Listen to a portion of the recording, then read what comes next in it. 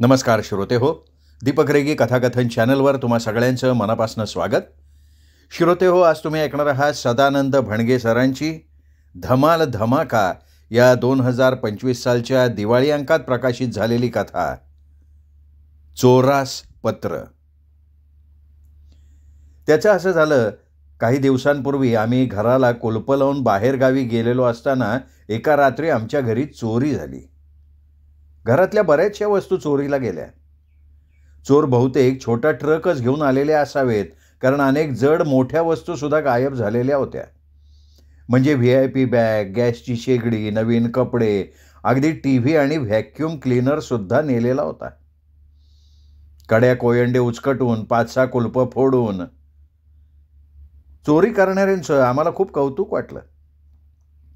पोलिसात तक्रार नोंदवणं, पोलीस तपास, कोणाचा संशय आहे का म्हणून चौकशी, ओळख परेडसाठी चौकीत जाणं वगैरे सगळे प्रकार झाले.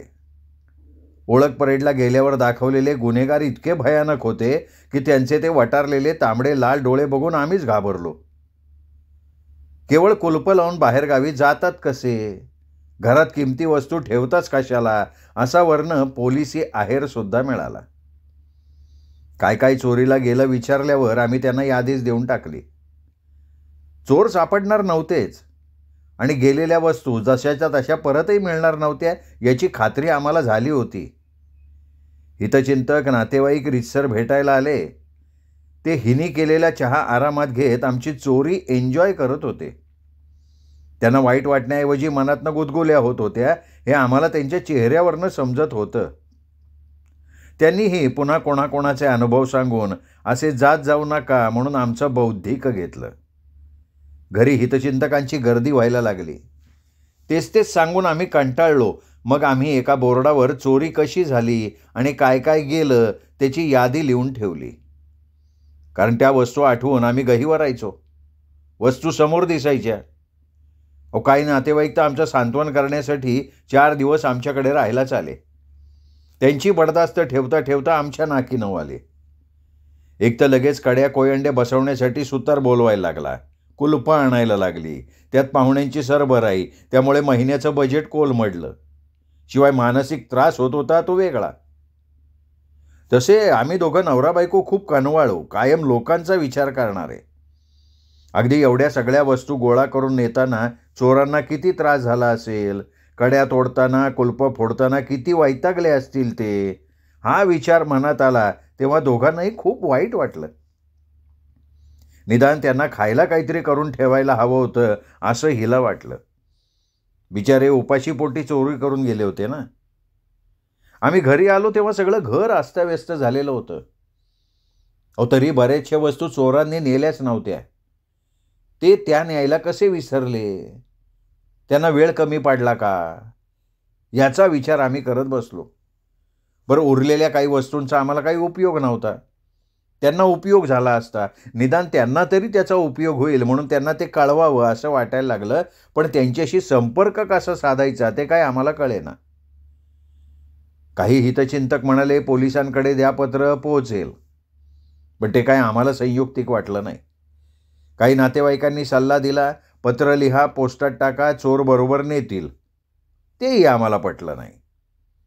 शेवटी सर्व वृत्तपत्रातून जाहिरात म्हणून पैसे खर्च करून पत्र लिहायचं असं आम्ही ठरवलं. शिवाय पत्राच्या प्रती काढून त्या रोजच्या दैनिकातून टाकायचं ठरवलं. चोर नक्कीच चोरून का होईना पण पेपर घेत असतील. मनातली रुखरुख शांत होण्यासाठी आम्ही शेवटी पत्र लिहायला घेतलं. मुद्दामच आमचं लेटर हेड घेतलं, म्हणजे त्यात पत्ता, मेल ॲड्रेस सगळं आलं. अर्थात पत्ता चोरांना माहिती असणार म्हणा, फक्त कुठल्या घरातनं नक्की पत्र आलंय हे समजावं, कारण त्या रात्री त्यांनी बरीच घरं फोडली असतील ना, म्हणून. त्यांना घर शोधायला त्रास होऊ नये म्हणून पुन्हा पूर्ण पत्ता लिहिला. पत्र लिहिलं. श्री प्रति अप्रिय चोर कोनविवी, कोपरापासून नमस्कार, विनंती विशेष. कोनविवीचा अर्थ वेगळा वाटेल म्हणून कंसात पूर्ण लिहून टाकलं होतं बरं का.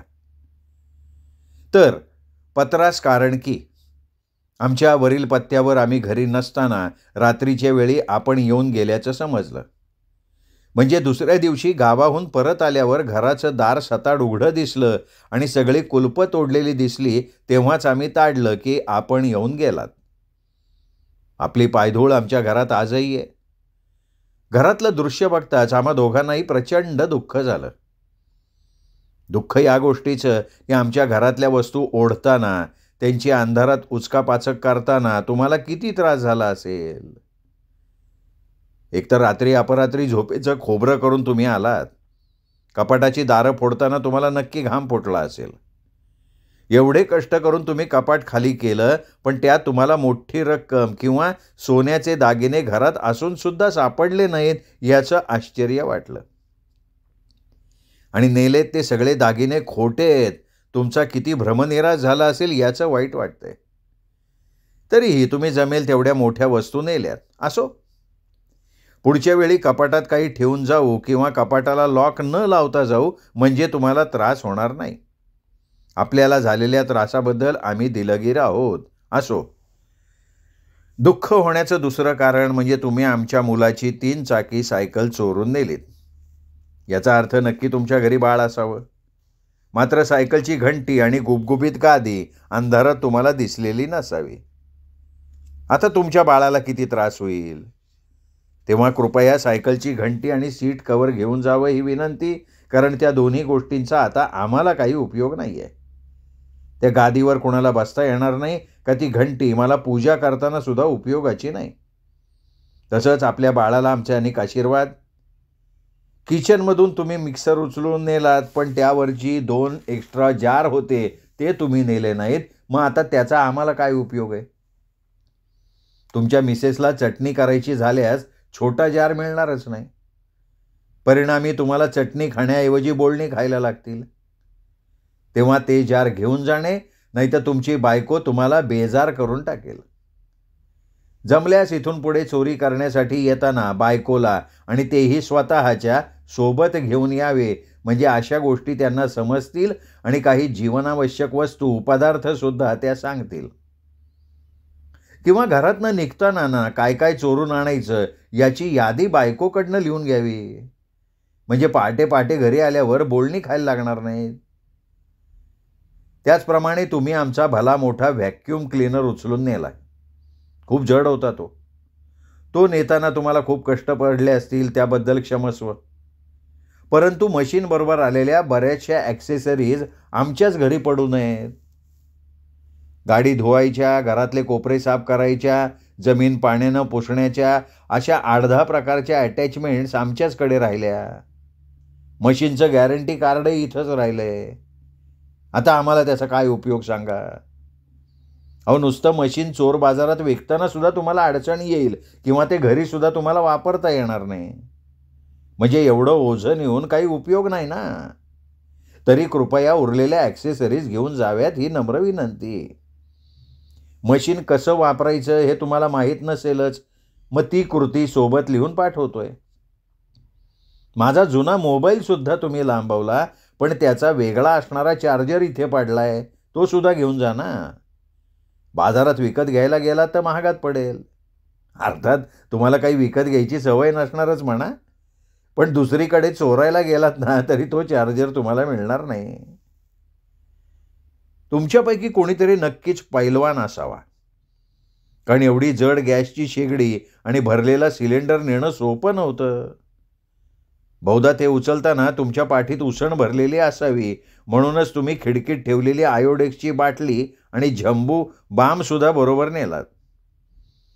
पण शेगडीवरच्या जादा 4 तबकड्या ज्या वरच ठेवल्या होत्या त्या अंधारामुळे तुम्हाला दिसलेल्या नसाव्यात, तरी त्या घेऊन जाणे.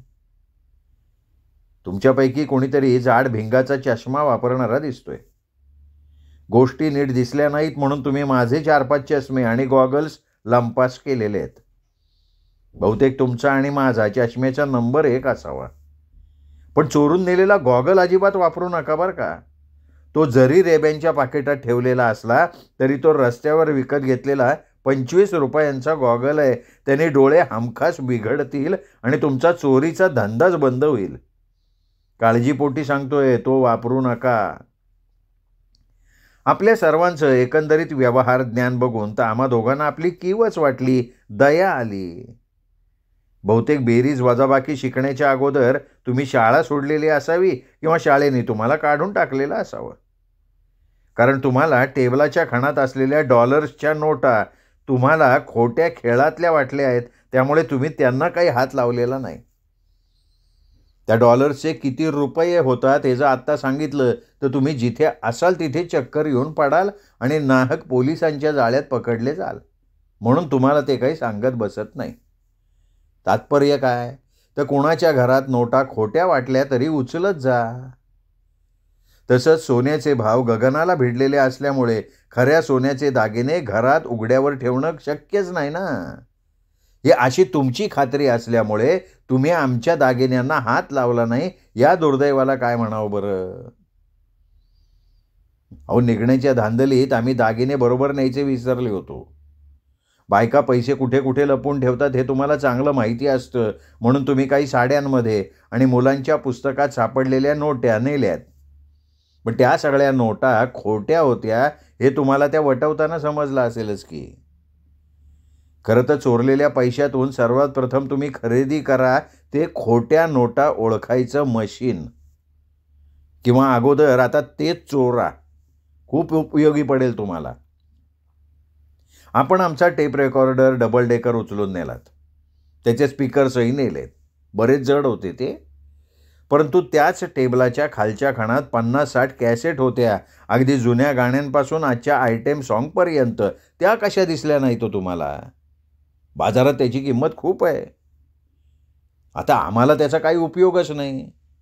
त्या पण आपण घेऊन जाव्यात आणि श्रवण भक्ती वाढवावी.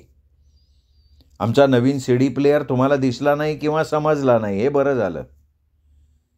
नव्या CD प्लेअरमुळे टेप रेकॉर्डर वापरात नव्हता, शिवाय तो खराबसुद्धा झालेला होता.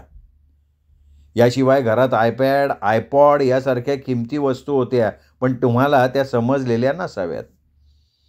त्यामुळे इथून पुढे चोरी करताना एखादा तरी शाळा शिकलेला मदतनीस बरोबर घेत जा. तुम्ही घरातल्या नव्या कोऱ्या साड्यांची चळतच्या चळत नेलीत, त्याबद्दल खरोखर धन्यवाद. कारण त्या सगळ्या साड्या आम्हाला कोणाच्या ना कोणाच्या लग्न कार्यात भेट मिळालेल्या होत्या. आम्ही त्या कोणाला देऊही शकत नव्हतो. त्या तुम्ही नेल्यानं आम्ही प्रचंड खुश झालेलो आहोत. गबाळं गेलं, पण त्यावर असणारे ब्लाऊज पीस तसेच पडू नयेत, ते घेऊन जा की.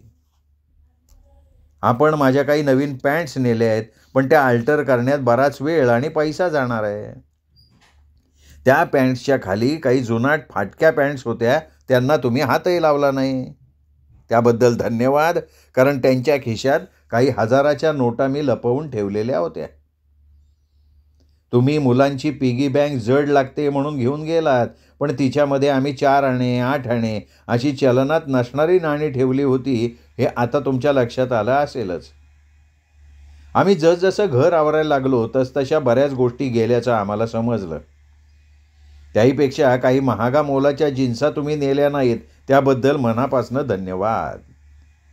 माझं अमेरिकन घड्याळ तुम्ही नेलं ते फक्त $7चं होतं, मात्र त्याचा बेल्ट जो तुम्हाला पितळेचा वाटला तो तुम्ही तोडून ठेवलात. अहो, तो अस्सल सोन्याचा आहे.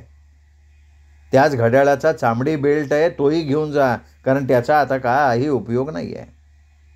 वाटल्यास या सगळ्या ॲक्सेसरीज आम्ही एका पोत्यात बांधून तुम्ही म्हणाल त्या विविक्षित ठिकाणी ठेवून येतो. म्हणजे जसं हिंदी सिनेमात किडनॅपर खुनशी आवाजात फोन करून सांगतो ना, तसं आम्हाला फोन करून सांगितलं तरी चालेल बरं का.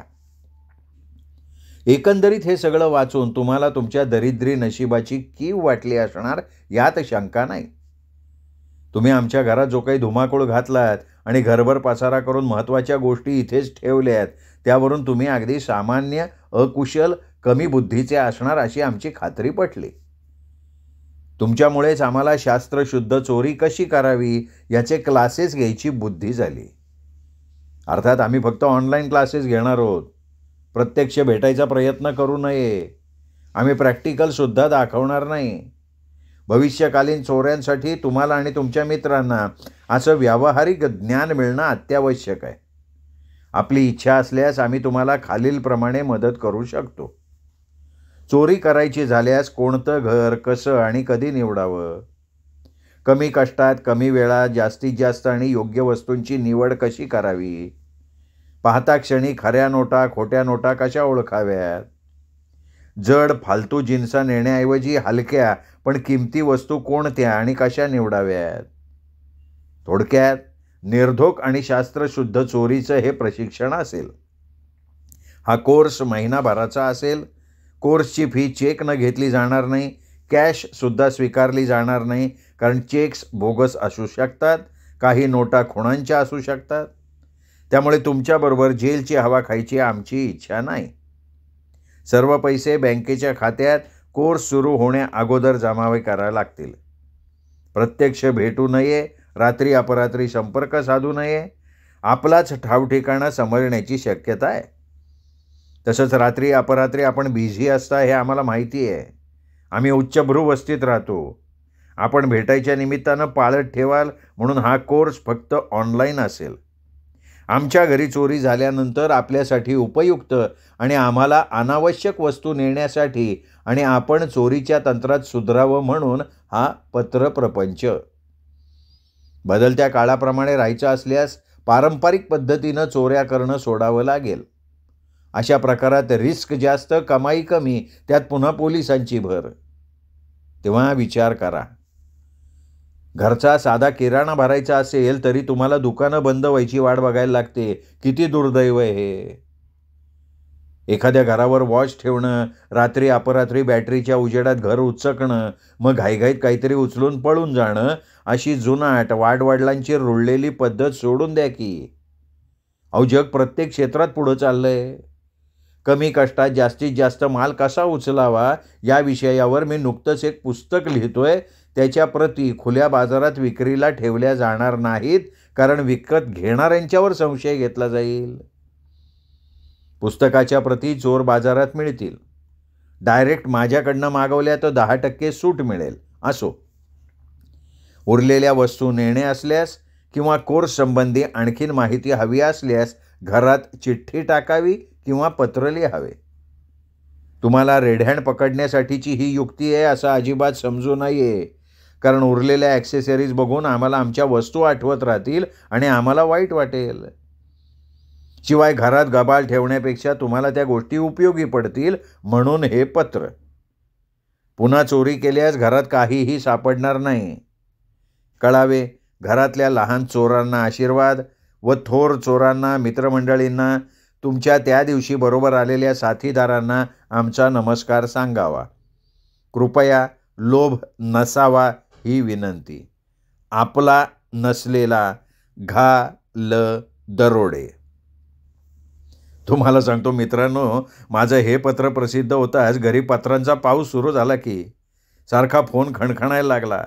आम्हाला क्लासला ॲडमिशन द्या, वाटल्यास दुप्पट फी घ्या, आपल्या घरी कधीही चोरी होणार नाही ही आमची गुरुदक्षिणा, अशा प्रकारच्या चिठ्ठ्याही यायला लागल्या. आणि हे सगळं बघून मी फार सद्गदित झालेलो आहो मित्रांनो.